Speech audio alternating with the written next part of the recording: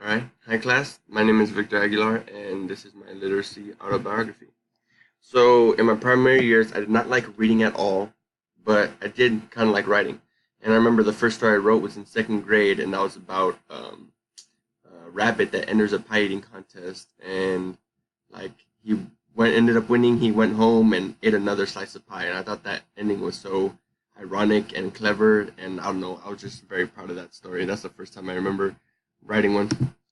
In fifth grade, I remember I felt like William Shakespeare writing poetry because I had written a poem and I said in front of the class, and I was surprised by their reactions. They were clapping and praising me, and some even came up to me and asked me for my what's it called signature. And so I think that was the first time that I ever felt like, you know what, maybe I might have a talent in writing. And so I remember the next year in sixth grade, we all had a prompt, the whole sixth grade class, to, write a speech about our whole elementary school experience. And I, along with four other students, were chose to say ours at the sixth grade promotion ceremony. I remember the teachers during the what's it called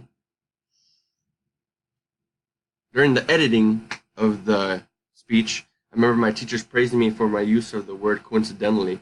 And I remember they were just like, "Did you help him with that word, or did you tell him to say that word?" And they're like, "No, that's all him. He's very smart. He knows how to use big words." And I remember getting all puffed up, full of pride, and be like, "Oh well, you know what? I guess I'm a good writer or something." But when it came time to do the actual speech at the promotion, I was very, very nervous. Um, I remember though that the audience laughed at one of my jokes, and that made me more confident, and so I kind of like calmed down a little bit. I said the speech and everything was all good. And I remember that experience gave me a lot of confidence in myself and my potential, my literacy potential, and I felt like I had a voice and that people wanted to hear it. uh, but on the other side, I did not like reading at all. I was disgusted by it, and I think that had to do a lot with AR, accelerated reading, which is what we used in elementary school.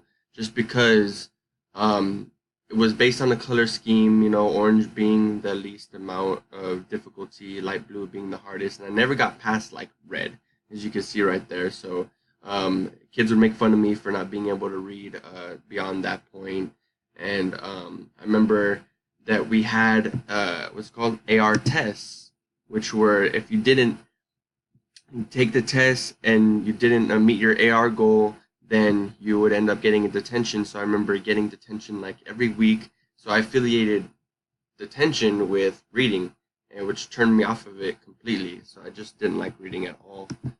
I remember in seventh grade, I had another opportunity to write something, and I got my little piece published in the Writers' Tea Party. It was a collection of student essays. And I remember I got an award for that, and they gave me a backpack full of school supplies, and there was like a writer's guide in there and a college dictionary. And that's another time when I was just like, you know what, maybe this writing thing is actually something I'm good at. So just a snowball effect. You know what I mean? When elementary school to sixth grade to seventh grade, these little things of teachers, it's called giving me confidence in my writing that actually made me believe that I'm good at it. And it wasn't until 12th grade English that I met Miss Steinberg, and she introduced me to a whole new world of literature, different genres, different philosophical concepts, and I didn't even know that books can be like this. And I was very enlightened by everything that I read in there. And One Flew Over the Cuckoo's Nest is definitely still one of my favorite books to this day.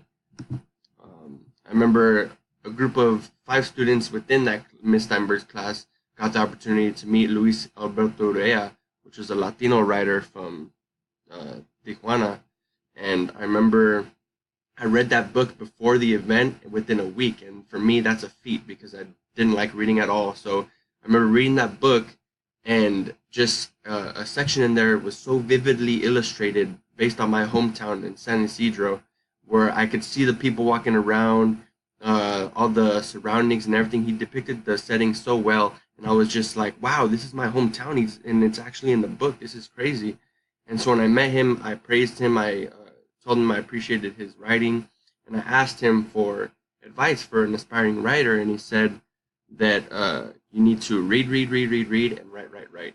And I remember kind of being turned off by that advice because I wasn't really keen on reading. But once I got into college, I had another literature class, and at that point, I decided, you know what, I'm gonna take it as advice. I'm just gonna start reading everything I get my hands on, and from there, that's when my mind just was open to a whole new world of thinking. And I just want to say that my definition of being literate is, being able to read and convey your thoughts accurately through your voice and writing.